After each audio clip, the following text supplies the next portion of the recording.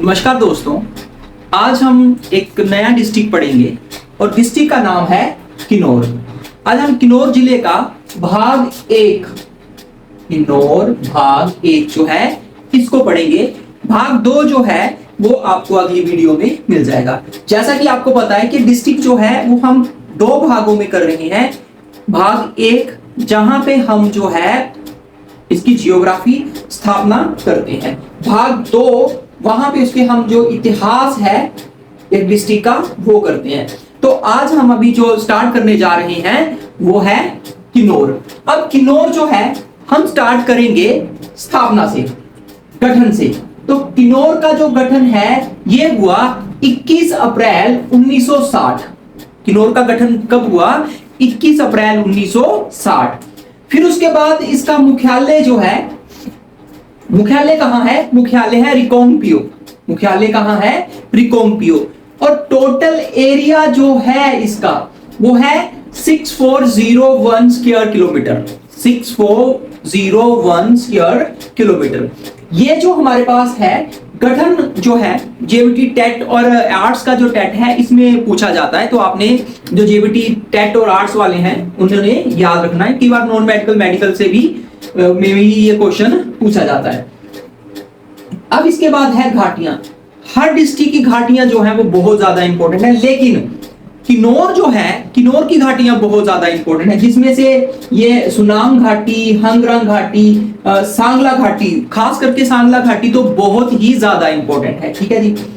तो हमारे पास पहली घाटी है सतलुज। अब देखिए सतलुज जो नदी है तिब्बत से किन्नौर में ही एंटर करती है और जगह का नाम है शिपकी। जगह का नाम क्या है? छिपकी। और वहां से ये चलती हुई किन्नौर से आती हुई अगले जो अपना सफर तय करती है। और सतलुज के किनारे जितनी भी जो गांव बसे हैं, जितनी भी घाटियां हैं उनको हम बोलेंगे सतलुज घाटी। ठीक है जी। अब उसके बाद दूसरी है हांगरंग घाटी। अब इनका याद हमने रखना है। सतलुज घाटी सबसे बड़ी घाटी है जी। सतलुज घाटी सबसे बड़ी घाटी है किन्नौर की। और हांगरंग घाटी जो है ये है हमारे पास स्पीति नदी के साथ। स्पीति नदी के पास जो घाटी है उसको हम बोलेंगे हांगरंग घाटी। ठीक है जी। अब इसके बाद है सुनाम घाटी। क्या है? सुनाम घाटी। और इसी को हम बोलते हैं रोपा घाटी। इसको हम क्या बोलते हैं? रोपा घाटी। और ये रोपा घाटी जो है रोपा ही नदी है जिसके किनारे है। रोपा घाटी किस नदी के किनारे है? रोपा घाटी के, रोपा नदी के किनारे ही रोपा घाटी है। फिर हमारे पास आता है जी बसपा घाटी, जिसको हम सांगला घाटी बोलते हैं। किन्नौर की सबसे सुंदर घाटी अगर पूछेंगे कि किन्नौर की सबसे सुंदर घाटी कौन सी है तो वो है सांगला घाटी। हिमाचल प्रदेश की सबसे सुंदर घाटी भी सांगला घाटी है। और हिमाचल प्रदेश की सबसे उपजाऊ घाटी अगर पूछेंगे तो बलह घाटी होगी मंडी में। अब सांगला घाटी जो है इसमें एक गांव है कामरू गांव। ठीक है जी। और ये गांव जो है बड़ा फेमस गांव है। अगर पूछेंगे कामरू गांव कहां है तो ये सांगला घाटी में है। ये कहां है? सांगला घाटी में। अब इसके बाद नेक्स्ट जो है वो है भाभा घाटी। दूसरी जो घाटी है वो कौन सी है? भाभा घाटी। किन्नौर का सबसे बड़ा गांव भी भाभा ही है। अगर हमसे पूछेंगे कि किन्नौर का सबसे बड़ा गांव कौन सा है तो भाभा गांव। कौन सा गांव होगा? भाभा गांव। फिर उसके बाद है हमारे पास ये घाटियां हमारे यहां पर खत्म होती हैं, यहां से लेके यहां तक घाटियां हैं। अब आगे नदियां, एक ही नदी है यहां पे जो बहती है और उसका नाम है सतलुज। उसका नाम क्या है? सतलुज। अब सतलुज जो नदी है किन्नौर को दो भागों में बांटती है। अब हमसे ये क्वेश्चन पूछा जा सकता है कि कौन सी नदी जो है सतलुज, कौन सी नदी जो है जो किन्नौर को दो भागों में बांटती है तो वो होगी सतलुज, जो किन्नौर से बिल्कुल बीच में से गुजरती है। एक पार्ट, दूसरा पार्ट इधर रह जाता है, एक पार्ट उसके पार हो जाता है। अब ये आती कहां से है? तिब्बत से। जी हाँ, ये हमें पता है। अगर तिब्बत से आती है तो इसका मतलब तिब्बत में इसके नाम कुछ और होंगे। तो तिब्बत में इसके नाम है युंगती और मुक्सुंग। क्या है? युंगती और मुक्सुंग। तो आपने याद रखना, ये क्वेश्चन बहुत इंपॉर्टेंट है, पेपर में पूछा जा चुका है कि सतलुज के अन्य नाम, तिब्बत में सतलुज को किस नाम से जाना जाता है? युंगती और मुक्सुंग। अब किन्नौर में ही सतलुज की जो सहायक नदियां हैं वो कौन कौन सी हैं? कसांग तैंती मुलगुन, कसांग तैंती मुलगुन, कसांग तैंती मुलगुन, यूला बसपा स्पीति, कसांग तैंती मुलगुन, यूला बसपा स्पीति, ऐसे आपने याद करना है। कसांग तैंती मुलगुन, यूला बसपा स्पीति, ये हमारे पास है किन्नौर की नदियां जो कि सहायक है सतलुज नदी के। किसके? सतलुज नदी के सहायक हैं। ठीक है जी।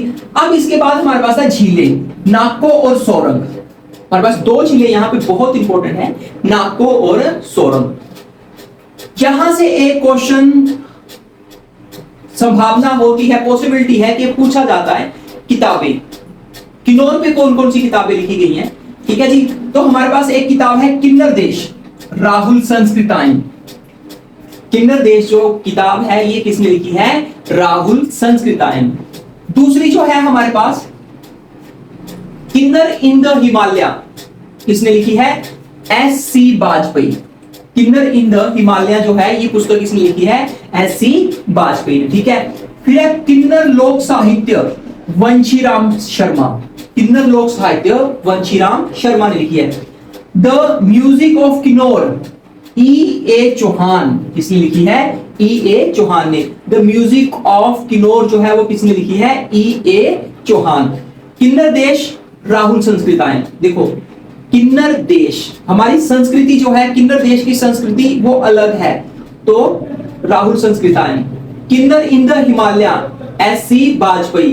किन्नर लोक साहित्य वंशीराम, साहित्य जो है Banshiram Sharma. The music of Kinnaur, E.A. Chauhan.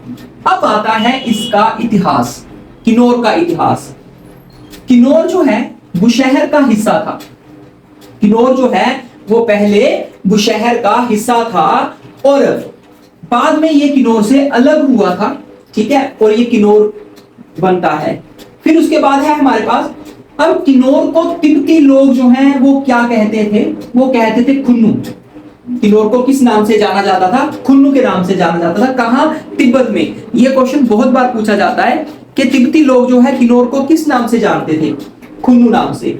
अब लद्दाख में किन्नौर को, बुशहर को और कामरू को किस नाम से जाना जाता है, या इनके लोगों को क्या बोला जाता है? किन्नौर, बुशहर और कामरू। लद्दाख में इनको बोला जाता है मोहने। ये भी क्वेश्चन बहुत बार पूछा गया है, क्या बोला जाता है? मोहने। ठीक है जी। अब इसके बाद है यहां की स्थापना। स्थापना किसने की? प्रद्युमन।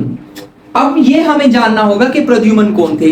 तो ये कृष्ण के वंशज थे, कृष्ण के पुत्र थे, जो यहाँ शादी करने आते हैं और फिर यहीं बस जाते हैं और बुशहर जो है वहां पे किन्नौर की स्थापना की जाती है। ठीक है जी। अब जब स्थापना की जाती है तो इसकी राजधानी बना दी जाती है कामरू। राजधानी क्या बना दी जाती है? कामरू। ठीक है जी। अब इसी पीढ़ी की अगर बात करेंगे तो चतर सिंह 110वें राजा हैं। चतर सिंह 110वें राजा हैं जिन्होंने राजधानी कामरू से बना दी सराहन। चतर सिंह ने राजधानी जो है वो स्थानांतरित की और कहां से कहां बना दी ये पूछते हैं। कामरू से सराहन बना दी। यहां से इन्होंने कहां बना दी? सराहन। ठीक है जी। अब उसके बाद राजधानी सराहन बनाई, इनको बोला जाता था अजान बाहु। अजान बाहु, अजान बाहु मतलब इनकी बाजू जो हैं ये खड़े हो जाते थे तो घुटनों से नीचे जाती थी। ये प्रतीक है, एक महान व्यक्ति होने का प्रतीक है। ठीक है जी। तो इनको अजान बाहु बोला जाता था, बाहें हैं लंबी जिसकी। ठीक है जी। अब उसके बाद औरंगजेब ने इनको बोला छत्रपति। औरंगजेब ने इनको उपाधि दी है छत्रपति की। किसकी दी है? छत्रपति की उपाधि दी है। अब देखिए ये पूछा जाता है कि औरंगजेब ने किसको छत्रपति की उपाधि दी है? केहरी सिंह को। किसको दी है? केहरी सिंह को दी है, सॉरी चतर सिंह को दी है। किसको दी है? चतर सिंह को। अब उसके बाद है हमारे पास तिब्बती लद्दाखी जब लड़ाई हुई तो ये जो केहरी सिंह है इन्होंने तिब्बतियों का साथ दिया। ठीक है जी। केहरी सिंह ने किसका साथ दिया?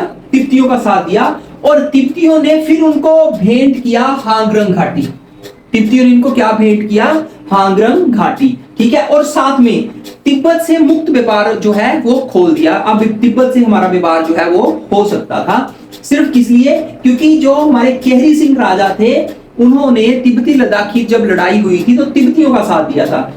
अब है उसके बाद महेंद्र सिंह। महेंद्र सिंह के टाइम पे, अब ये जो केहरी सिंह है इनके पुत्र है ही महेंद्र सिंह। केहरी सिंह के पुत्र जो है वो कौन है? महेंद्र सिंह। और इनके टाइम पे गोरखों ने आक्रमण कर दिया। किन्होंने आक्रमण कर दिया? गोरखों ने। और बुशहर पर कब्जा कर लिया।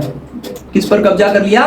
बुशहर पर कब्जा कर लेते हैं। और 1803 से लेकर 1815 तक गोरखे जो है यहाँ पे रहते हैं। और उसके बाद हमें पता है कि गोरखा और जो अंग्रेज हैं इनमें एक संगोली की संधि हो जाएगी 1815 में, जो गोरखों के जाने का एक फरमान जारी करती है। गोरखे यहाँ से चले जाते हैं। और कोई भी क्वेश्चन हो अगर गोरखों के बारे में पूछा जाए तो गोरखे जो है 1803 से 1815 तक ही हिमाचल प्रदेश में रहे हैं। अब ये जो था हमारे पास किन्नौर भाग 1। किन्नौर भाग जो 2 है वो हम कल वीडियो में आपको मिलेगा। अब तक के लिए इतना ही। धन्यवाद। जय हिमाचल।